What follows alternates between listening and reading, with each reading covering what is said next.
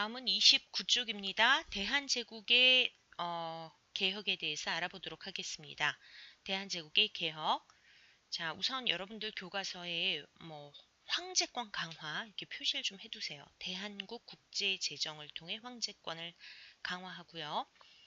개혁을 추진하는데 옛것을 근본으로 하고 새로운 것을 참고한다는 원칙. 자, 이게 광무개혁의 기본 원칙입니다. 매우 중요하고요. 농경지를 조사하고 지계를 발급, 지계. 자, 상공학교, 광무학교, 산업과 교육진흥, 이런 내용들의 밑줄을 그어두면 되겠습니다. 쭉 읽어보겠습니다.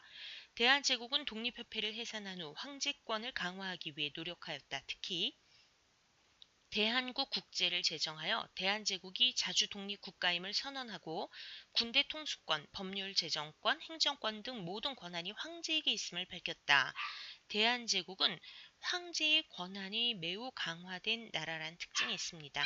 아울러 옛것을 근본으로 하고 새것을 참고한다는 원칙을 세워 점진적인 개혁을 추진하였다. 광무개혁. 개혁의 원칙 반드시 알아두시고요. 개혁의 특히 정치 면에서는 완전히 거꾸로 가고 그리고 그 밖의 것은 근대적인 개혁을 추진하죠. 개혁에 필요한 재정을 확보하기 위해 농경지를 조사하고 지계를 발급하였다.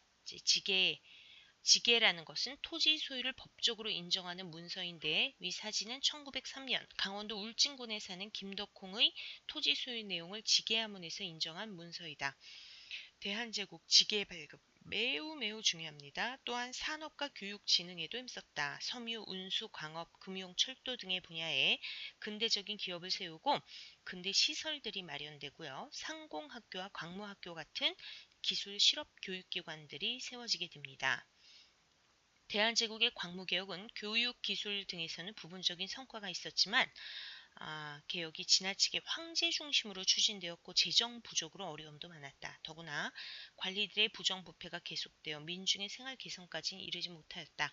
근대 개혁이라고 얘기하기에는 정치면에서 황제권의 강화라고 하는 그런 내용이 좀 한계가 있었다고 볼 수 있겠죠. 대한국 국제 1899년에 반포한 대한제국의 헌법의 성격을 띤 문건입니다. 대한국은 세계 만국이 공인한 자주독립 제국이다.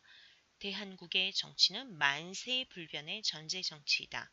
대한국 황제는 무한한 군권을 누린다. 대한국 황제는 육해군을 통솔한다. 정치 체제는 전제 군주제도고요. 독립협회가 구상한 정치 체제는 입헌 군주제였죠.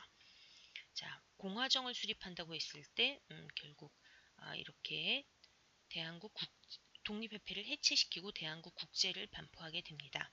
스스로 정리하기 읽어보도록 하겠습니다. 서재필이 창간한 독립신문은 조선이 자주국임을 대내외에 알리고 근대개혁의 필요성을 계몽하였다.